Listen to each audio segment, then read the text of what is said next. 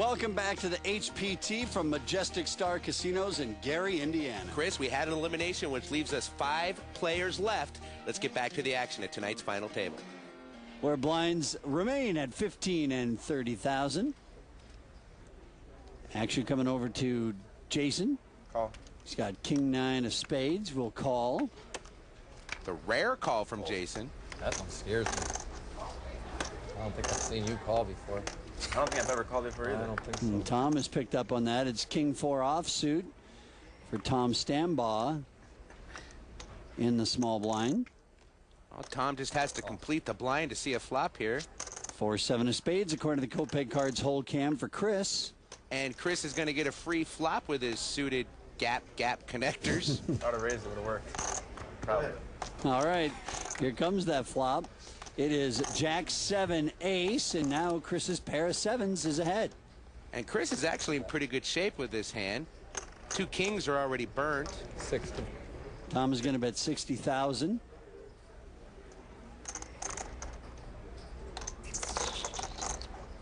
And Chris cannot stand the heat. He gets out of the kitchen. Well, Fred, as soon as the ace came out with that 7, I think Chris knew, yeah, that 7's probably no good. And Tom Stambaugh, Fred, is on quite a run here at Majestic.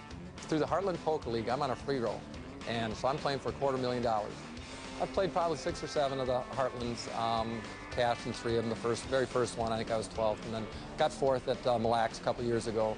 Heartland has grown immensely. It gives an average guy a chance to play for some pretty fun money. The most important thing in my life is my family, my wife and kids. Everybody says they got the greatest wife and kids. I do. When I take a bad beat, all I got to do is look down at the picture of the kids, and it doesn't hurt too bad. There can be a lot worse things than a bad beat in poker. Well, Fred, you'll probably never see me carry pictures of my family at the poker table because after a bad beat, I would inevitably rip them in half and throw them at the player who just sucked out on me. You do take them a little bit harder than Tom Stambaugh does, that's no doubt. All right, Tom's a great guy, and it's great to see him here at our final table at the year-end Championship Open. Wow. He's now got ace-5 offsuit on the button. He's the short stack. I wouldn't go out on a hand like this. Well, you don't want to give that kind of speech and then get all your chips in the middle. That's for sure.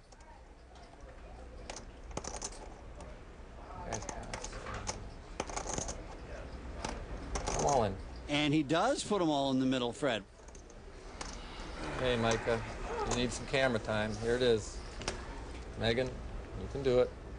And Tom Stambaugh giving his children a little FaceTime on national TV before he sees if he's going to get a caller for his tournament life. You got Micah and Megan there, have been his good luck charm throughout his run at the poker table. And, well, Fred, they worked this time around. Okay, maybe I'll start with pictures of your family at the poker table for my good luck charms. Well, it's better looking than your family, that's for sure. Good girl. Good job, girl. There you go.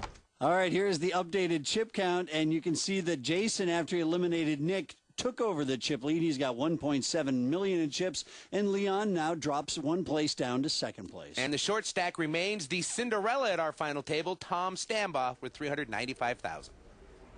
Chris folds. Leon will let it go. Over to Jason with the banana again, the ace-6. Fred, I can't take it. We need to find out exactly what this banana thing is all about. Do you know who his buddy is? Can we find him during break? I don't know. We can Google it. Maybe we'll get something there. He loves to play it, though. He has raised it up to 90,000, and pocket fives make another appearance here. This time it's Rich. You know, every time it comes around to me, I've noticed it. And then you flop sets. I know, and you're right.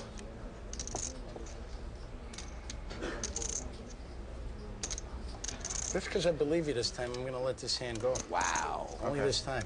Well, Fred, there's our first official tight play of the day with Rich letting go his pocket fives. Well, he was facing a $90,000 raise. We're still early into this final table.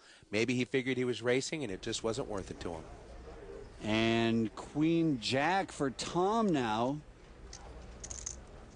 We'll let it go out of the big blind. Fred, for our short stack, Queen Jack, don't you want to see a flop there at least? Well, I think it shows the respect everybody has for Jason Glass, the young gun just splashing around and raising. That's how you win with ace-6 right there, my friend.